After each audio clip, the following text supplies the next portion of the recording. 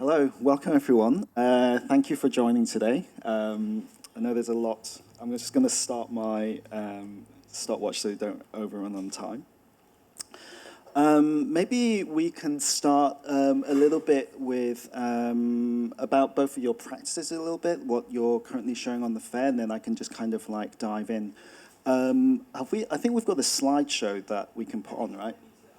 Oh, yeah. Okay. Yeah, maybe you want to start, running the video, the Hong Kong video. I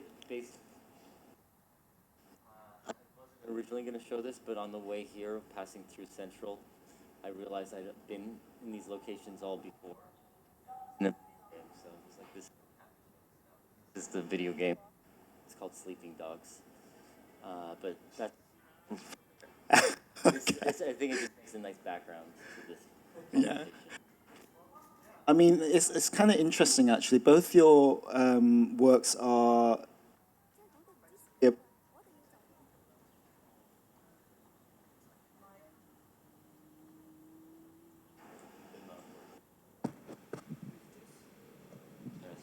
Testing. Okay, that's great.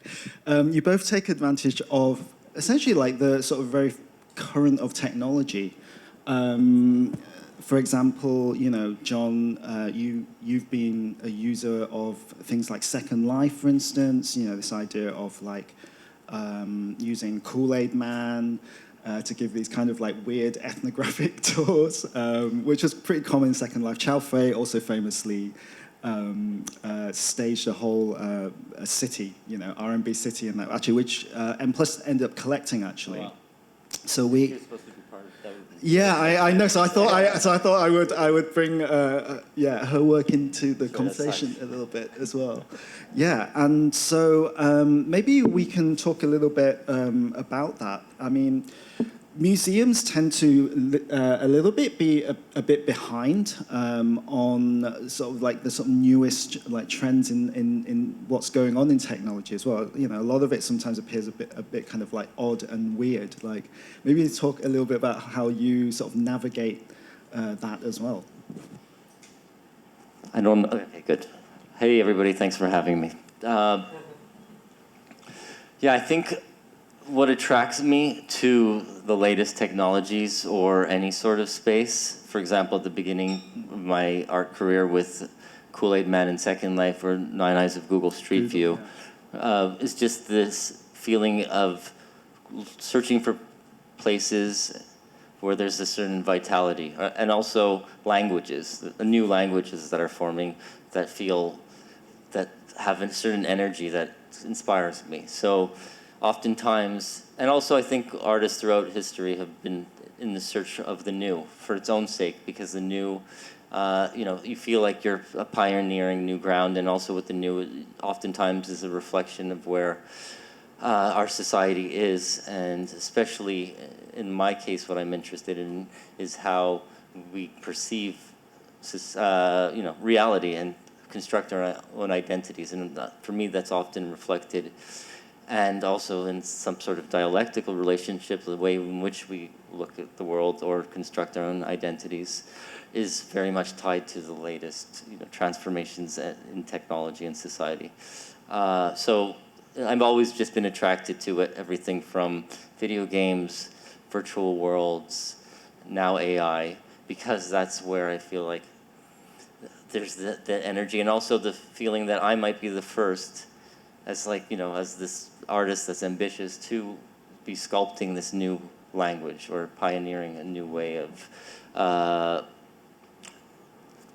that nobody's ever done before, of like expressing some sort of universal truth. And I think oftentimes they reflect, these new technologies lay threadbare or reflect more transparently these transformations that are occurring. What about you, Liu Yang? Maybe you can also talk a little bit about like this idea of where your aesthetic came from. I remember seeing your work.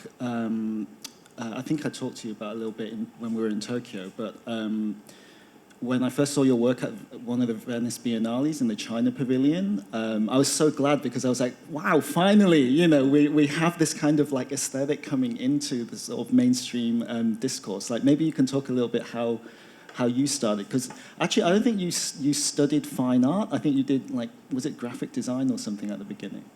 Yeah, at the beginning, I just like some other Chinese artists, young artists, we go to those kind of art academy, and then we I training by like painting for so long as a start from a kid, but the thing is I don't think I'm not very into those kind of methods.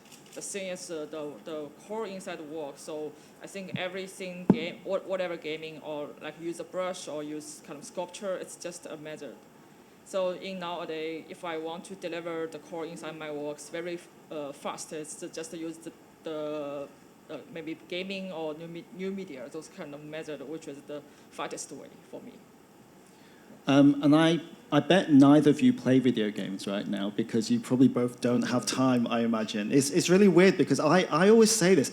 Like, I always get asked about the sort of, what I enjoy about video games and this kind of like everything about it.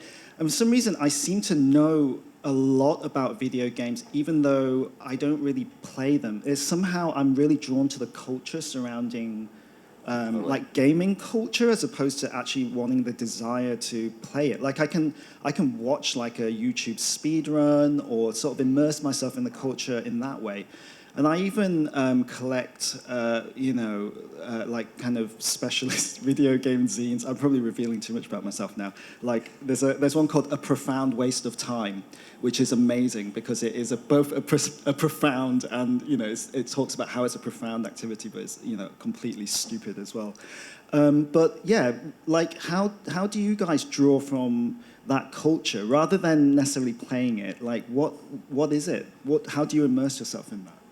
I mean, I think video games have replaced, for example, maybe in the 20th century, music. You would define your identity as part of like the type of music you listen to, be it punk or rap or whatever. Now, culture has become so fragmented and hyper stratified and segmented into hyper niche sort of. There's no way that we don't have a shared reference anymore like we did with the Bible or Greek myths and later through pop culture and monoculture, where you could like position yourself and we all had a point of reference. Now, because of the internet and everything, my experience of media and pop culture and politics is completely different from yours. So that this idea of like a consensus reality, a consensus sort of language has collapsed.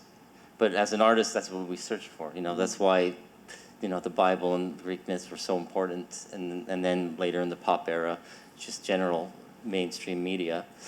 But now the closest thing I found to it is video games. There's no media industry that rivals the power of video games in terms of its influence, and also its economic and every aspect of it. So, and also I grew up playing video games, so there's that personal aspect. And on another level, reality is incredibly gamified, and we're using video game, techniques like the little dopamine rushes you have from, getting a like, or from, beating a quest in Zelda, or to like making a lot of money on a meme coin. Our whole world is becoming more like a video game, for better or worse. Yeah, I feel like that a little bit about your work as well. Although it's interesting you mentioned about that point of reference, because your point of reference is Buddhism, right? So it's kind of weird because you have this kind of mash between super old teachings and this hyper frenzy, kinetic environment, like an arcade, for instance, or this like loud stuff going on. Like how do you think you're influenced by that environment? Yeah, like. I think I like to play the game, but I have not enough time. I think all the artists, if they're working hard, they don't have enough time to play a lot of game. But I'm very enjoying to create a game. So for the past 10 years, I created small games or some like a long games. I actually created several games that I can make an arcade. Like I did a show in London, which is a whole arcade, or did a show in Seoul in MMCA, which is also arcade. I think for me, the most exciting thing is create the rule of the world. that people they can enjoy. And also you mentioned my inspiration is all about the Buddhism philosophy, and in that kind of level, it's actually game and the virtual world and the reality is actually the same. They're not different, and everyone sitting here is actually it's like in a dream. It's not so different if you really look into it. Yeah, I think actually a little bit what you're talking about is how video games are really good at kind of abstracting reality, like somehow making things like hyper clear somehow. But I guess that's kind of what art is as well. It gives you like a kind of clarity as well. So for me, these parallels between like how video games portray the world and have like kind of rule sets that you can decode and play with and kind of link to, it kind of makes a lot of sense to me, especially with like your work, for instance. Yeah, I think like for example, if you play GTA or whatever, those kind of game, you select avatar, and sometimes in one kind of level, you can switch your identity. It's for me, I think it's very like a reincarnation. You can just change your identity just by a click. That you can try different kind of life. Yeah, there's actually there's that film with Tom Cruise that I really like. What's it called? Edge of Tomorrow, which is a kind of like idea of like reincarnation and rebirth. Or I think it's based on a Japanese short story. Actually from Japanese. I think that's from a novel, a short novel, and then turned to manga, and then Tom Cruise have that film. Yeah, but it just goes to show that this idea of like gaming, but also I guess like religion or ideas of reincarnation are, they break away and form a part of, they kind of move into different mediums as well, such as like literature. It's like you died so many times. You died and died again. Endless dying. Yeah.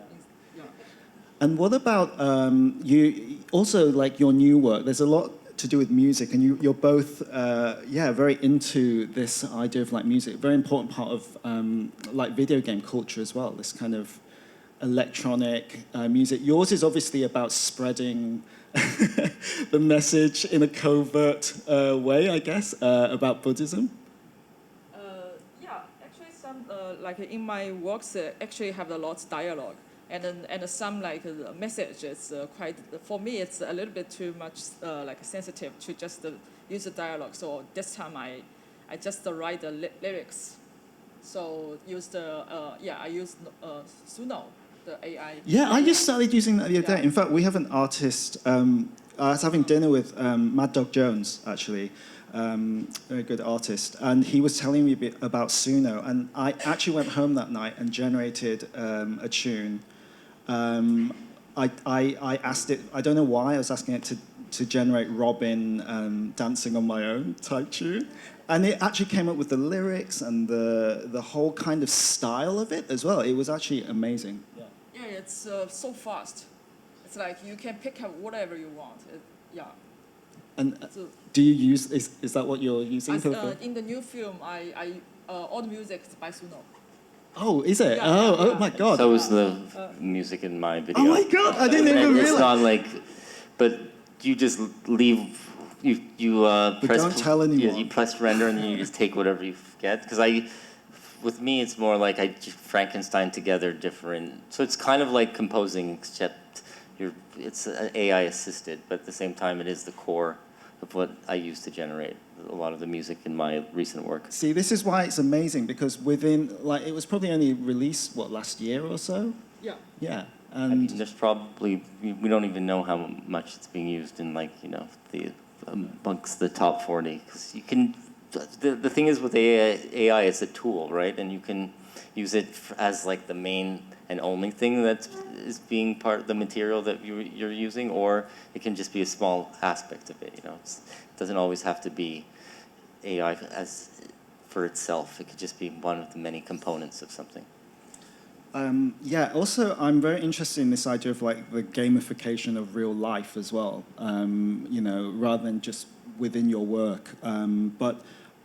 Maybe Liu Yang, you can also talk a little bit about, because like your new work, you've essentially created like this digital which bleeds out into the real world through like kind of like an economic process of buying something, and then if I know it correctly, you then claim a token or something that is a work that's produced by the avatar. So yeah, like what about your interest in like kind of gamification, like, and the blending of like digital and real life?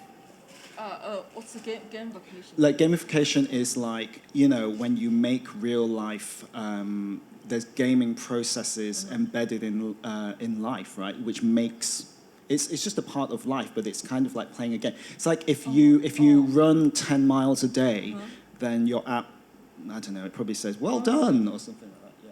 Yeah. Yeah, I think that it's that like seems all data, like everything for like all information in this world on everyone. It's actually a group, a combination of different datas.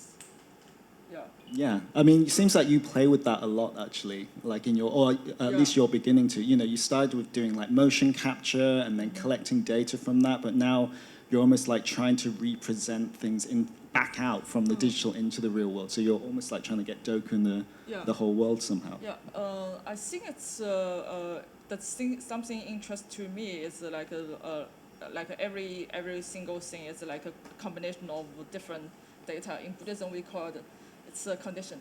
Like if something appear, the phenomena appear, it's because of the condition is all enough. And if some condition is not enough, the thing won't appear. Like the whole world is like that. Oh, so in this new thing, if some condition doesn't work, then I have bought something that doesn't work. It's like for this talk, because you have Basel, and we meet each other in Tokyo. Yeah, yeah. And I saw John's work on Instagram. Like everything is the part of the condition. Yeah. You have lots of those kind of information. Yeah. I was actually going to ask you a little bit. I guess it's kind of tangentially related to gamification, but your avatar, like music project, Cloudy Heart, actually. Very gamified. Yeah. I mean, could you maybe talk a little bit about your sort of process or your thinking behind that work? We also put on the Kool-Aid Man video behind, because I used to frequent the Kowloon Walled City in Second Life. It was one of my favorite places. Which doesn't exist anymore. Which doesn't exist, but it does still in Second Life, at least. Maybe not, I haven't visited recently. So basically, for me, AI is an amazing tool for world building.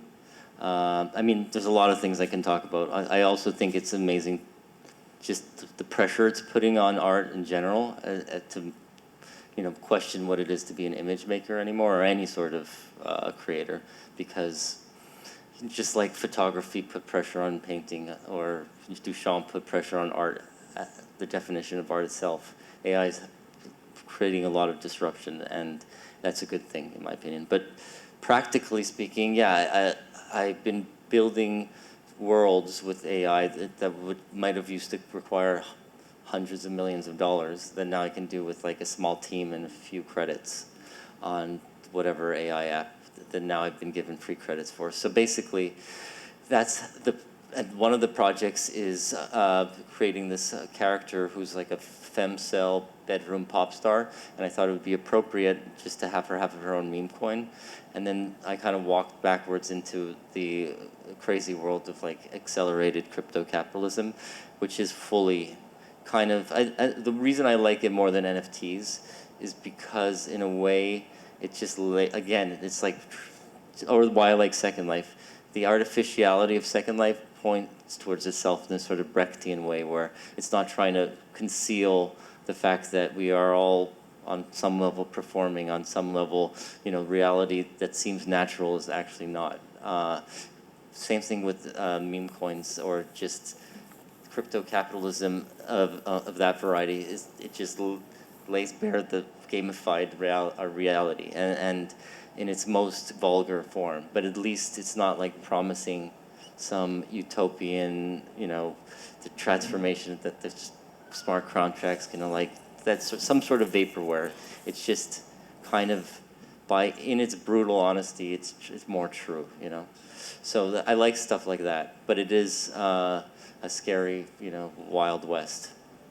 and that's just like the world in general. Yeah, there's actually there's things that there's a virtual idol in China called, I think, Ilya or something like that.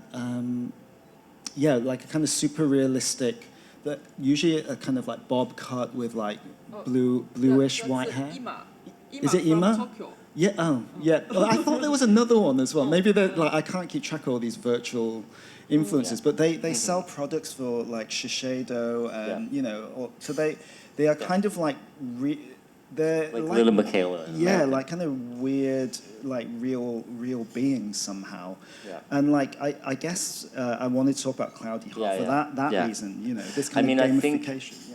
For me, that's why I started Cloudy Heart, is because just the idea of the future where, you know, we can, to bring it back to gaming, you can immerse yourself in a virtual world, and the NPCs will be trained to such a degree where now you can, you know, you can still fall in love with, you know, your virtual waifu or whatever, but now the waifu might know like Hegel, and you can have like long conversations about German idealism. Oh my God. And that's around the corner. It's basically like I did a Cloudy Heart stream this morning where we created a hacked version of Skyrim, and all the NPCs are tied to OpenAI, so you can have conversations with them. I mean, this is like, there's already an epidemic of people who just have, you know, become reclusive and just live entirely in the virtual world. This is only going to be more accelerated. So I think it's important to, you know, this is a reality. We're going to have sophisticated AI agents that are going to be everywhere, from video games to what have you. And so I want to get ahead of it and try to create a sophisticated one that's like that tells a new form of narrative. I mean, Anne Lee is a good example of like an early precursor to this. Do you know the? Yeah, of course. I mean, so it's not like new, but it's like on a level that is, but I also am interested in that blurring, you know, because to what degree it's going to be harder and harder to tell what is actually AI and what is human, and you know, the writer's strike was revealing to me. It's like they were the most wherever I think you feel most existentially threatened by AI, it kind of reveals that it is the most replaceable aspects of society. So you know, to what degree do like, you know, writers that are writing sort of programmatic or just like formulaic things, they're already performing AI, right? So maybe getting rid of that is good, because then you can just focus on like the truly revolutionary ideas and, you know, truly artistic projects.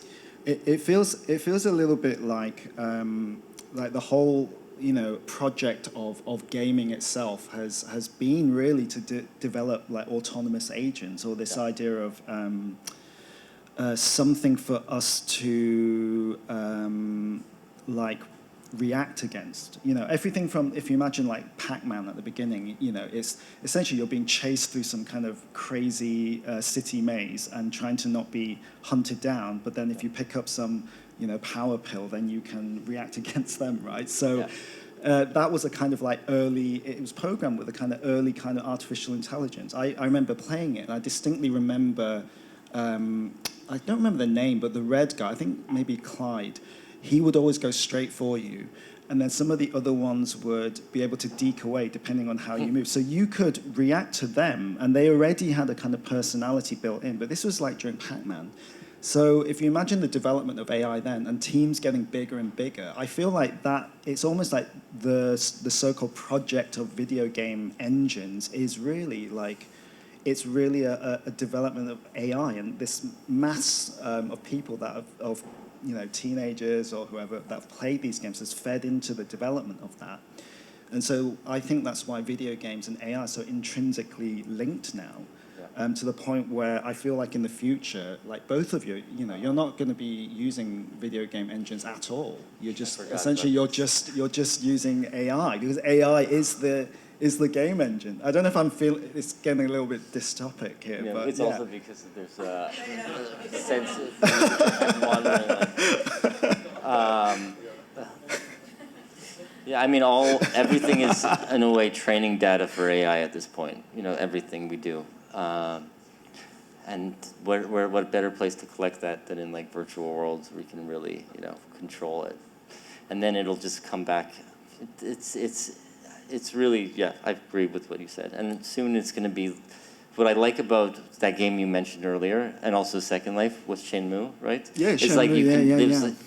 It was literally, it was a game where you could just have a shitty day job, you know? Shenmue. And the same thing with Second Life, where you're kind of thrown into this world, and you're not given any mission, right? And so like that sort of, that aspect of it to me is what interesting. Okay, we have to turn it off. I don't want to get put in the gulag.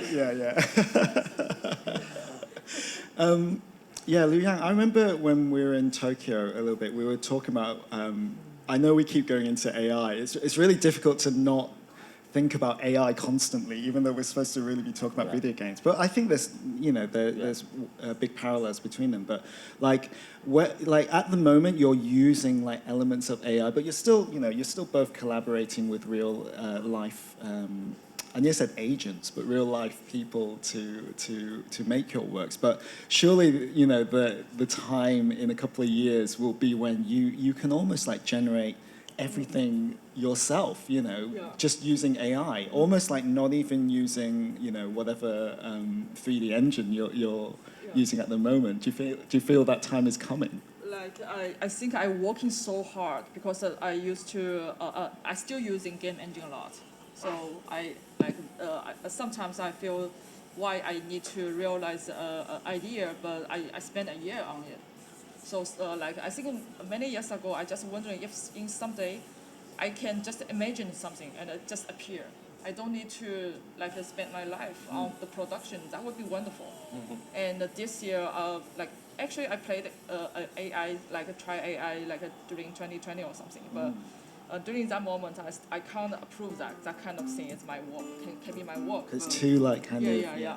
And it's like, how to say, it goes so fast. And this year I think, oh, this looks cool, I'm going to use that. So it's more and more closing. Yeah, because we were talking earlier about how, you know, 2 years ago was that, you know, it was a video of Will Smith eating spaghetti in a kind of horrible, you know, glitchy mess. But now it's like kind of photorealistic images. Yeah. It's pretty wild, actually. Yeah. And so, but you have no problems with that, you think? I mean, obviously that question gets asked a lot at the moment. Is it like ethical or whatever? But I think of it as, you know, obviously it's just a tool. It's something that's can be part of your workflow. But do you feel like, because I sometimes wonder if, let's say, a painter could instantly paint something, like, is that necessarily a good thing? Because like an oil painter, generally the time it takes to think about mixing the paint, for example, thinking about how they apply, all that kind of thing is also a kind of thought process which influences the rest of it. So would you feel the aid of technology would kind of like decrease that in some ways? And I just mentioned I was like training as a painter. Yeah. When I was a kid. I feel that's something like when you're painting, you feel very excited. Like something you can't really have it. Those kind of chemistry you can't have it when you're doing those kind of digital art. But I think the important thing for me is deliver the message from the work. So maybe I can't enjoy with those kind of chemistry, but I have this, and also the thing is, you will not say this is a good brush or this is a bad brush, or this is or new media artists is like kinds of weird, or game is weird because people like a child there, so spending all their time on it. But the thing is, the core insight that you can say this is a good game, this is the game wasting your life. So for me, it's all just the form, just the method. There's no good or bad inside. Yeah. And I mean, it reflects on what I was saying before with like pressure. I mean, there's still a reactionary fetishization of labor and the handmade. And then, yes, there's something about the process, but there's still a process with AI. Unless you're making pure slop for whatever reason. I guess I meant more that the instantaneous yes, aspect no, of it definitely it. changes. Something's lost, but also something's gained too. Because busy work, just because the Studio Ghibli thing came up this past day, I was thinking about this because I was part of this Patreon for Peter Cheung, who did Aeon Flux, which is one of my favorite animations. And he's all for AI because so much of animating, especially hand-drawn, is just brutal, mindless, repetitive tasks. And if you can get rid of that, 6 seconds for this and then one. cost millions of dollars, tons of manpower, if you can get rid of that to just focus on what's important, like I was saying earlier, why not? But there is this sort of aura that is placed on the handmade thing that I think we're still trapped in for whatever reason, which and also this idea that it's taking away jobs. But I think if maybe we're at the stage right now where there's not that many parameters to a lot of these AIs, so it doesn't seem like this sophisticated musical instrument, like a synthesizer with all these knobs. But I think as that changes and one can manipulate that, we'll start looking at it more in general as like these sophisticated tools. But right now it's usually just these really basic UI UX interfaces where you just press a button. Yeah, I guess Miyazaki would totally disagree with you. For sure. But I think that's because probably most of the AI he's seen is pure slop, which it is. But most photographs are slop. Most art is shit. That's just the reality. Jenny, have we got time for any questions? Yeah. I was going to say, should we open up for questions since it's like, yeah. We have about maybe 5-10 minutes if any of you have any questions. Otherwise, we can carry on our discussion as well. But raise your hand. Oh. I just have a question for all the speakers here. Sorry. Yeah, thank you.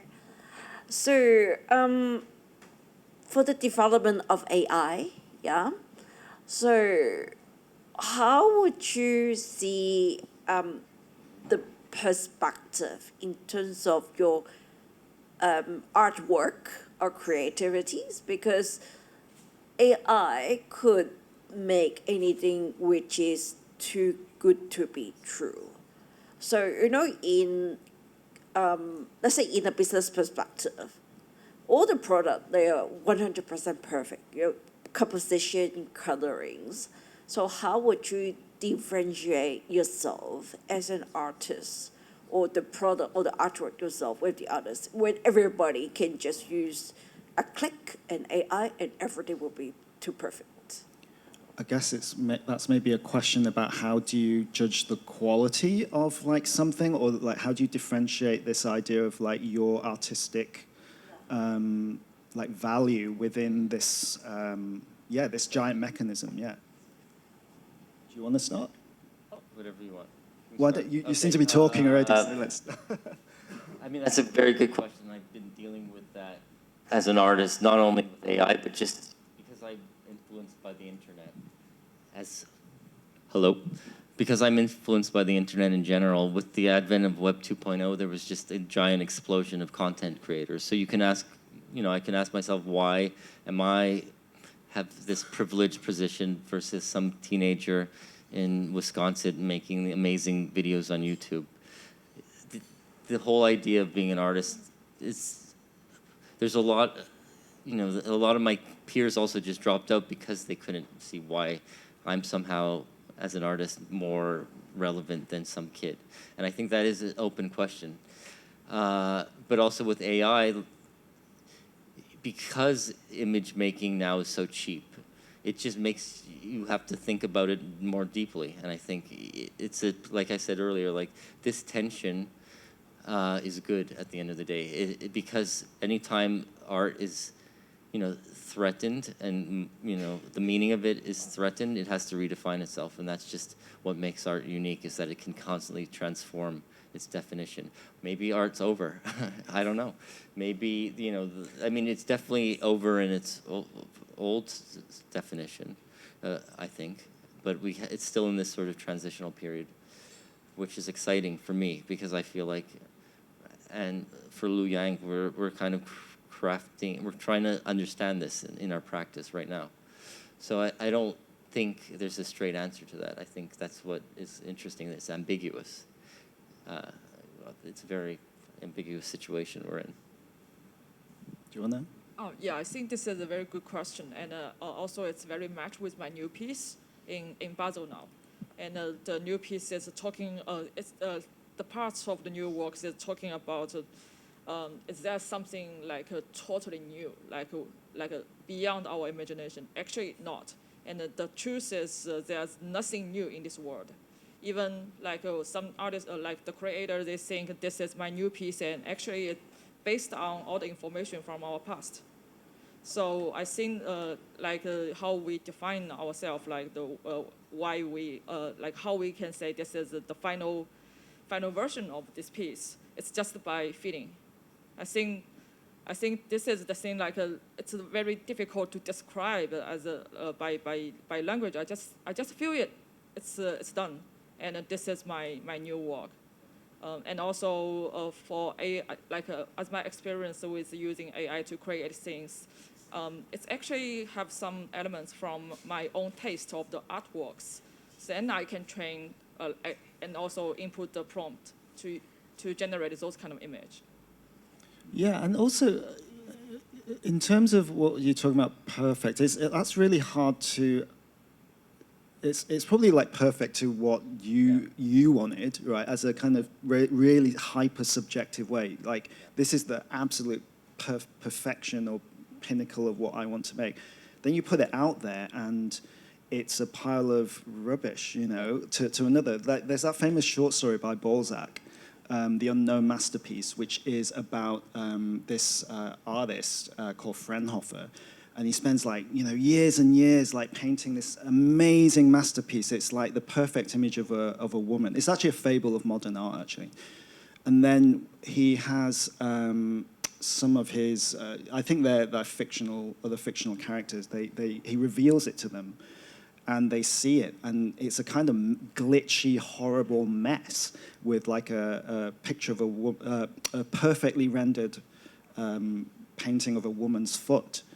And that's the only recognizable thing for them. And the rest of it is complete madness. And he ends up I think he burns the house down, kills everybody, and destroys the painting because that was his ultimate masterpiece. But for everybody else, it was like nothing. It was just as if it was a madman had done it. So I guess in some ways, AI could only fulfill your wishes, but as a kind of, let's say a visitor to a museum, I could curate a show which I thought, these links are all intrinsically amazing, and I want you to see these really clever thoughts I had, but actually, you just don't get it, you know.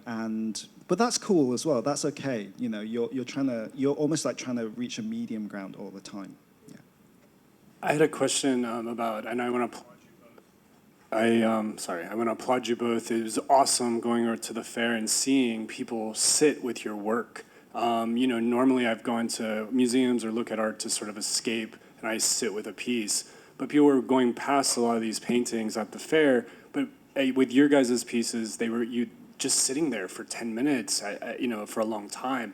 How has it been? And can you guys talk about creating worlds digitally, but then also creating these immersive experiences for the viewer to sort of hold their attention and to create this to create transcendence. Nice. You want to start? As my experience, when I I start with lots of group show, those young artists have to come, it's like a small competition. During that moment, I found out if you don't do those kind of make something very shining or colorful or crazy, people they won't stay for long for it yet. And I think it's something you have to do something to make a very beautiful shell, or you just make a very very good clothes, and people they would love to come. And they thought, it's a cool animation or whatever. It's just something stupid and crazy. And they just came, and then You just trick them into your own world. It's like a game as well. How you bring those audience into your world with those kind of I call it decoration. Yeah, and then they leave your show, and then for some reason they go, you know, you're born alone, you die alone. You know, it feels like something has like seeped into their memory somehow. Yeah. I remember you saying that actually before. Yeah. My avatar doku, actually the meaning is born alone and die alone. Yeah, that's how I said it.